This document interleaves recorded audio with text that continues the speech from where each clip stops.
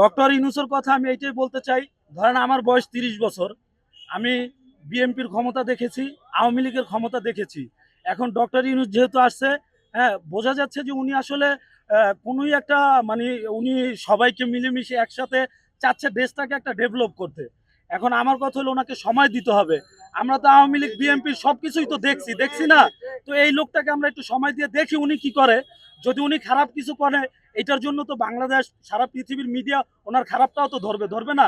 আমরা সেই সময়টা দিতে চাই। উনি ভালো করুক কিংবা খারাপ করুক, আমরা সেটা দেখতে চাই। দেখার জন্য একটু তাকে সময় দিতে চাই। সময় ধরেন একটা মানুষ যদি একটা কাজ করে, অবশ্যই কাজ করতে সময় লাগে। আপনি ১ বছর ২ বছরের ভিতরে আপনি কিছুই করতে পারবেন না। আপনাকে আপনি নিজেই একটা বিজনেস করতে চান। আপনার আমি ১ কোটি টাকা দিলাম। আপনি ওই ১ কোটি টাকা দিয়ে আপনি একটা বিজনেসের ইমপ্রুভ করার জন্য ১ কোটি টাকা দিয়ে একটা বিজনেসের ইমপ্রুভ করার জন্য আপনার ম্যাক্সিমাম ৫ বছর সময় লাগবে। সেই ক্ষেত্রে উনি যদি সারা বাংলাদেশের উন্নয়ন করতে চায়, ওনাকে আমার হিসাবে ২ বছর, ৪ বছর, ৫ বছর না, ওনাকে ম্যাক্সিমাম ১০টা বছর দেওয়া উচিত। ১০ বছর উনি কি করে বাংলাদেশে এটা আমরা দেখি।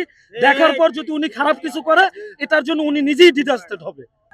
ডক্টর ইউনূসের বিষয়টা বাংলাদেশের সাম্প্রতিক প্রেক্ষাপট অনুযায়ী, বিভিন্ন সংস্কার অনুযায়ী বা এই সারা বিশ্বের মধ্যে বাংলাদেশের একটা অবস্থান অনুযায়ী আমার মত আমি মনে করি ব্যক্তিগতভাবে ডক্টর ইউনূসকে আরো কিছুদিন বা আরো কিছু মাস বা অন্তত আরো ১ বছর বা ১.৫ বছর ২ বছর যাতে বাংলাদেশের জন্য যাতে উনি আর কিছু কাজ করতে পারেন, সেই সুযোগটা আমাদের অন্তত দেওয়া দরকার।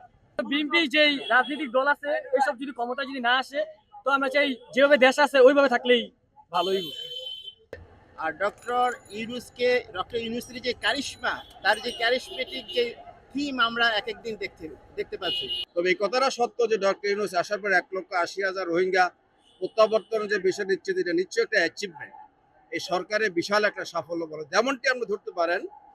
শুল্ক আরোপের ক্ষেত্রে যখন নাকি আমেরিকার ট্রাম্প যখন যে ঘোষণা দিলেন বাংলাদেশ ৩৭% শুল্ক আরোপ, তাৎক্ষণিকভাবে সেদিন যিনি বিদেশ থেকে থাইল্যান্ড থেকে এসে জরুরি সভা করে ৩ মাসের জন্য স্থগিত চেহারা দিয়েছেন। আমরা দেখতে পেয়েছি তার সাথে সাথেই ৩ মাস স্থগিত করেছেন। এটা আমরা এই কথাও বলতে পারি, এটা ইউনূসেরই একটা আন্দোলনের ফসল বলা যায়।